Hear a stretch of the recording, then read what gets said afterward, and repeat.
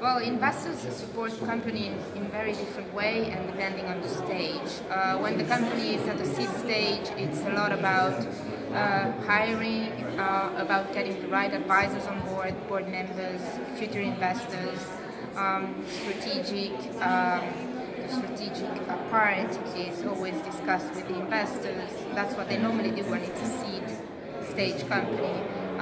Through round A, B, C, the companies grow and they become, of course, more and more supported mainly by the management team, and the investor become less relevant on the very basic operations, but of course they bring network and they bring strong vision on the exit opportunities because they approach.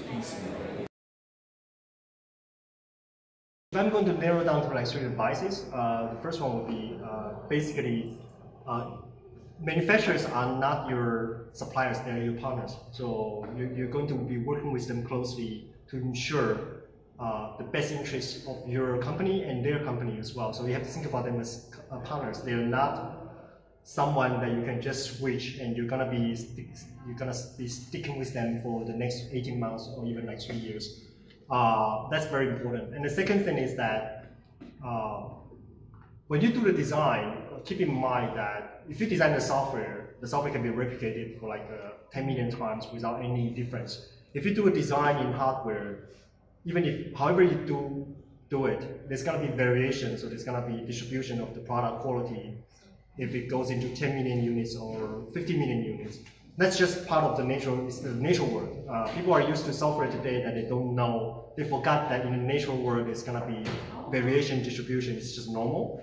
And the whole art and know-how of manufacturing is to foresee that variation by doing the proper design and to ensure that when you deliver final products, the economics works.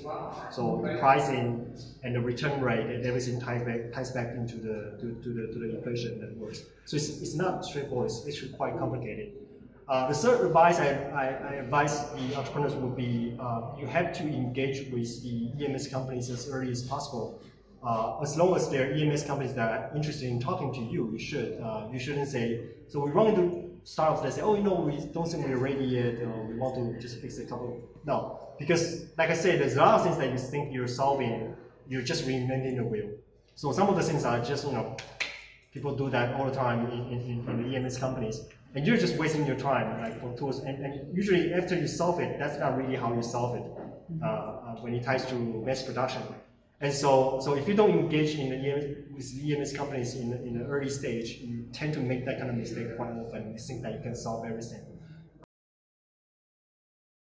So if there's an advice I would like to give to B2B entrepreneurs, is to be really focused on what you want to achieve and to go after one type of customers with the same value proposition, pitch, and the same pricing and sales channel, and not so much to focus on getting smaller and smaller and more difficult to close customers regionally, but then to expand internationally so you have one homogeneous and scalable pitch.